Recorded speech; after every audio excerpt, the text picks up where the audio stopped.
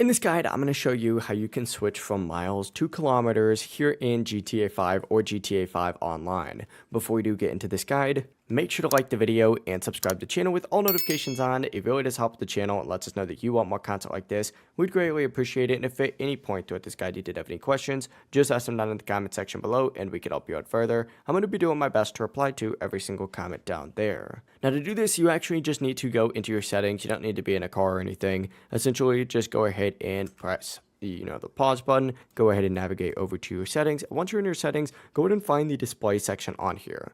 Open that up, and then from here, you just need to look specifically for the metric settings. So scroll down on here, find measurement or metric system, and essentially you need to change it from standard to metric or imperial to metric. Once you apply it, your distance now going to show in kilometers instead of miles, and that really is it. As soon as you get in a car, it'll immediately update, and of course that'll go for any vehicle as well. But that is it. Just switch the measurement setting here in display or the measurement system setting here in the display settings, just like so. If you guys did have any questions, ask them down in the comment section below and we can help you out further. I'm going to be doing my best to reply to every single comment down there. Before you do leave this guide, make sure to like the video and subscribe to the channel with all notifications on. It really does help us out. Let us know that you want more content like this. We'd greatly appreciate it. Have a great rest of your day though.